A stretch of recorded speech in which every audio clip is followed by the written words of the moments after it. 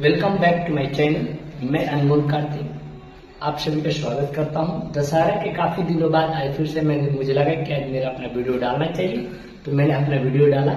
और आज हम लोग पढ़ेंगे कि इंग्लिश बेस कहाँ से शुरू करें। यानी इंग्लिश का बेस आपका बहुत कमजोर होता है, तो आप सोचते हैं कि इंग्लिश यहाँ पढ़े वहाँ पढ़े ऐसे पढ़े वैसे। चलिए भाई, आप जहाँ भी पढ़े अच्छा से पढ़े, लेकिन हाँ ये जानना जरूरी होता है कि आपका बेस क्या होता है। आइए इस बेस पे हम लोग बात करेंगे। लेकिन उसके पहले मैंने आज एक वीडियो देखा, एक टीचर जो है पढ़ा रही थी, उन्होंने ये बताया कि फंडामेंटल ऑफ इंग्लिश, इंग्लिश का फंडामेंटल उन्होंने बताया कि इंग्लिश का fundamental noun pronoun adjective verb adverb preposition conjunction और इंटरजेक्शन से शुरू होता है। लेकिन उसके पहले मुझे ये बताना चाहिए कि उसके पहले भी कुछ चीजें होती हैं जो बच्चों को नहीं पता होता है, और वो चीजें हम सभी को पता होना चाहिए कि बच्चों को क्या पढ़ाना है और क्या नहीं पढ़ाना है। खैर मैं इस बातों पे नहीं आऊंगा, लेकिन उसके पहले जो टॉपिक होने चाहिए उस टॉपिक पे हम बात करेंगे।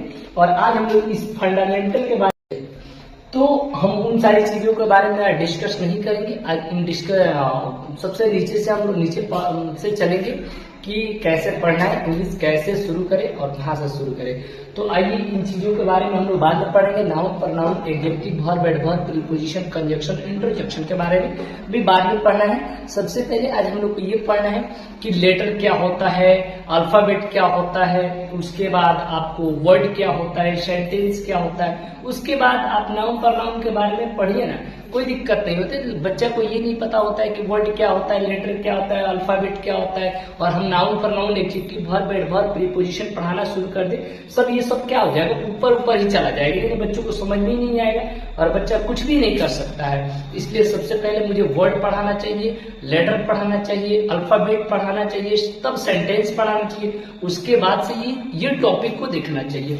तो खैर हम आज इसको देखते हैं और आज चलते हैं सबसे पहले वर्ड और अल्फाबेट, लेटर और अल्फाबेट पे। अब डिफरेंट जानेंगे वर्ड तो अल्फाबेट और लेटर। अल्फाबेट जानेंगे क्या होता है और लेटर क्या होता है। जब हम देखिए बाबू, आप लोग जैसे अल्फाबेट आपको समझने में दिक्कत हो रही है, तो बहुत ही आसान तरीका से मैं बता देता हूँ कि जब ABCD हम लोग लिखते हैं तो वो एक के बाद एक जो आता है, मतलब क्रमबद्ध होता है। A के बाद B आता है, B के बाद C आता है, C के बाद D आता है, तो वो अल्फाबेट होता है। परंतु ये A के बाद B ना आकर C आए, C ना आकर F आए, T आए, J आए, ये सब क्या होता है, लेटर होता है। तो इनको दूर दूर अगर कर देते हैं, प्रॉपर क्रमबद्ध तरीका से, एक मैनर में नहीं होता है, ऑर्डर में नहीं होता है, तो वो क्या होता है, अल्फाबेट नहीं होता, वो लेटर हो जाता है। लेकिन ये मैनर में रहता है और उसके बाद ये जो होने लगता है, क्या होता है, जैसे हम लोग लिख दिए A के बाद B के बाद C आता है, C के बाद D आता है, D के बाद E आता है। तो अगर इसकी हम बात करें तो ये होगा आपका अल्फाबेट। लेकिन अगर हम बात करें A